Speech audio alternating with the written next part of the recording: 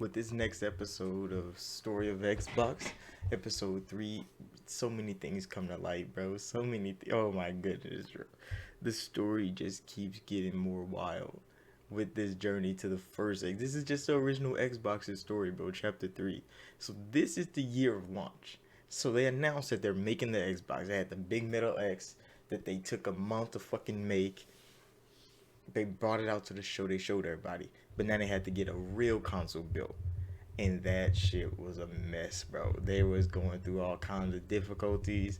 Parts were being freaking delayed. They had to fly from country to country grabbing parts to come back to build the console. I'm like, they went through a struggle because they only had like 9 months to create a console to show the fans to launch. Then a couple months later. And I'm like, y'all did that shit in a fucking year, bro? Y'all did all of this in a year. They rushed the fuck out of the original Xbox, bro. And it's crazy that it came out and it was that damn good.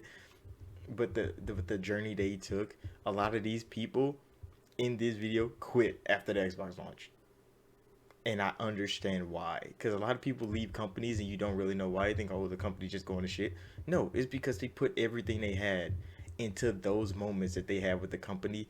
The 2 years of this Xbox freaking talk took everything out of them. And I fucking understand, bro. And I applaud everything they did. But it's crazy, bro. Y'all need to watch these if y'all haven't. But I'm going to summarize it. So it starts off they watching the Xbox ad, the craziest Xbox ad. I seen this ad when I was young. I remember it aired one time. I think I seen it on YouTube maybe. But I seen the ad before. It's like when the baby's born and it pops out and just flies around the world and it turns into an old man and it hits the grave and it's like play more while you can. And I'm like fucking Xbox, bro. It was a funny ass ad. It was crazy. But they was like it got banned. It was too much for the public, and heads at Microsoft didn't even know the ad existed, bro. They was like they didn't get to even see the ad. They didn't even approve the ad. We aired it. They're like fuck it, get an ad out there.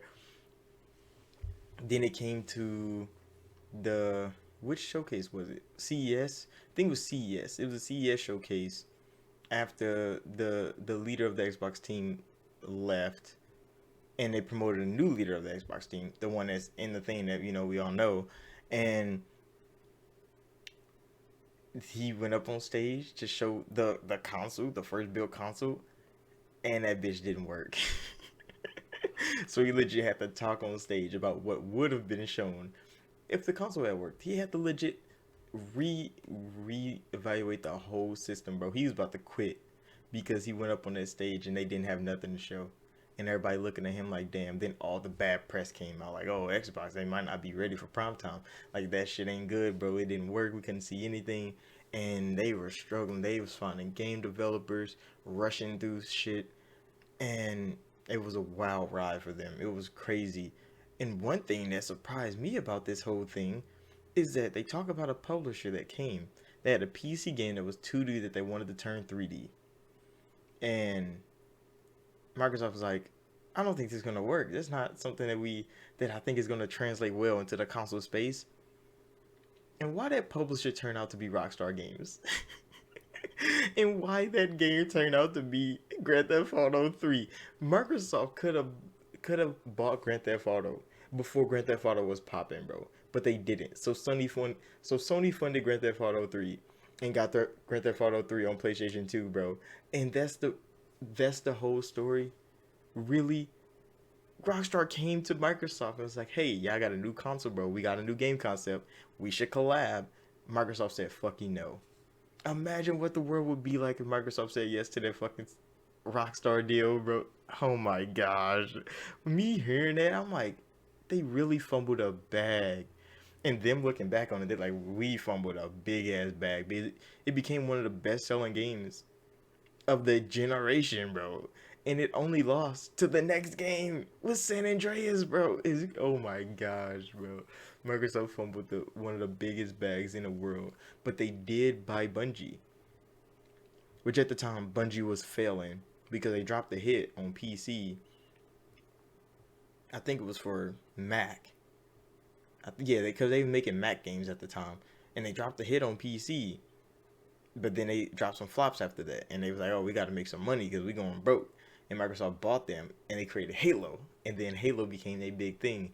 But Then that happened. They came to freaking E3 2001, I think.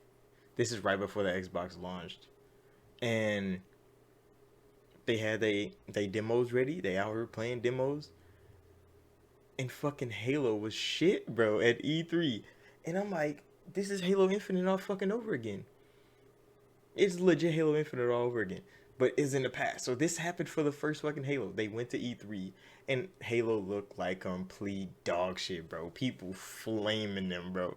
And I'm like, damn, I didn't know Halo went through this, bro. See, I watched the Halo documentary, like the creating of Halo, and they talk about their whole journey from them, the concept of Halo, and how fast they have to like produce all this shit to get it to show to freaking Steve Jobs and uh freaking Bill Gates and all this. Like I've seen the Halo, the making of Halo, how old dude had to create the fucking song in the car on the way to the meeting to meet Bill Gates to show them Halo, and them adding the like the small pieces in this story to how Bungie them was creating Halo behind the scenes to help Xbox when they acquired them. It was crazy. It is a a mess of a story, bro, but it's so good to listen to.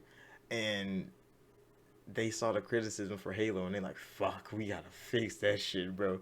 So they went to work. Bungie then went to work. Everybody buckled down, bro. I guess they crunched the fuck out of their whole life, bro. They crunched 2 years of fucking development into like 6 months or some shit, and they pushed that shit out.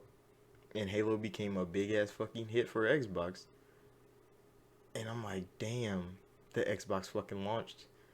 Bill Gates bought the first Xbox for the first fan in line, bro. He even got to play the game with this nigga, bro. I'm like, damn, that was it. That had to be a good moment for him. They even had him in the documentary, bro. They're like, bro, I could play the game with Bill. He smacked Bill ass up in the game. Bill was practicing. Bill told him, like, I've been practicing and I'm trying to beat some niggas. No. He got his ass smacked. And then he bought dude the first Xbox. He like, I'm buying it for you. Damn, then he sent him home in a limo. I would be an Xbox fan forever too if that happened to me, bro. Brody was like, damn, that was some crazy shit. And he been an Xbox fan ever since. I'm like, I would have too, my boy. I would have too. But that's another good episode. I'm waiting for episode 4, which is out. I can just watch it. I'm gonna watch episode 4 and get back to y'all with the video. So thank y'all for watching. Like, subscribe if you're new. Nobody really been commenting if they want me to like live react to one of these or not. So I don't really know. I'm gonna just keep making videos over. Y'all can keep watching them. So yeah, thank you again for watching. Like and subscribe if you're new, and I'll see y'all in the next video.